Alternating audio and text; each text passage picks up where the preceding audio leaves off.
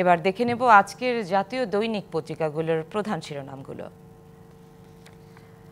শুরুতে প্রথম আলোতে আছে খালেদা জিয়ার লন্ডন যাত্রাপথে নেতাকর্মীদের ঢল। গুলশান থেকে বিমানবন্দর পর্যন্ত সড়কে হাজার হাজার নেতাকর্মীর ব্যানার ফেস্টুন নিয়ে স্লোগান।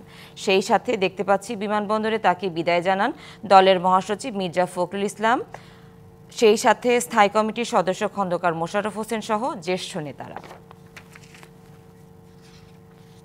আছে সমকাল, সেতুর টোলে চলছে এখনো নৈরাজ্য, বর্ধিত হার কার্যকর হচ্ছে না, 10 সেতুতে টোল আদায় বন্ধ।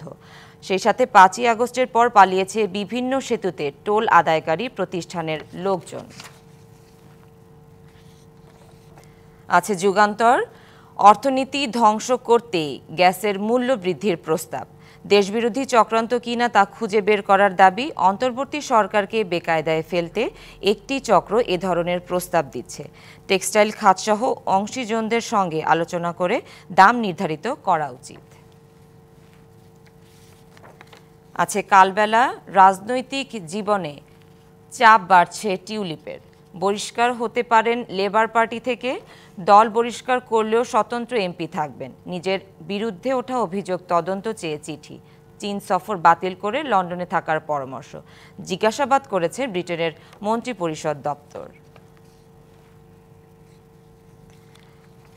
বাংলাদেশ প্রতিদিন, নির্বাচনী মাঠ সাজাচ্ছেন তরুণরা, চলছে কর্মসূচি আর সাংগঠনিক শক্তি বৃদ্ধির কাজ, সরাসরি ভোটে রাষ্ট্রপতি চায় নাগরিক কমিটি।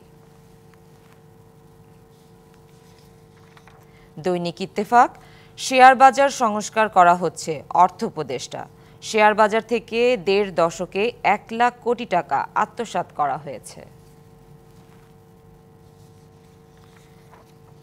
কালের কণ্ঠ, শিল্প বাণিজ্যে অশনি সংকেত, গ্যাসের দাম দ্বিগুণ করার প্রস্তাবে ব্যবসায়ী মহলে উৎকণ্ঠা, দ্রব্যমূল্য আরও বাড়বে। বণিক বার্তা, শেখ হাসিনার পতন আগে থেকেই টের পেয়েছিল চীন। 2023 সালে মধ্যভাগ পর্যন্ত নিয়মিতভাবে বড় আকারে ঋণ চুক্তি ও প্রতিশ্রুতির মধ্যে ছিল চীন, কিন্তু এরপর থেকে 2024 সালের শেষ পর্যন্ত সরকারি পর্যায়ে কোনো ধরনের ঋণ প্রতিশ্রুতি, চুক্তি ও অর্থ-ছাড় করতে দেখা যায়নি। হয়তো পট পরিবর্তনের বিষয়টি আগে থেকেই আঁচ করতে পেরেছিল দেশটির সতর্ক অবস্থানে নেয় বলে মনে করেন বিশ্লেষকরা। Business standard, government to reduce its ownership in Grameen Bank from 25% to 5%.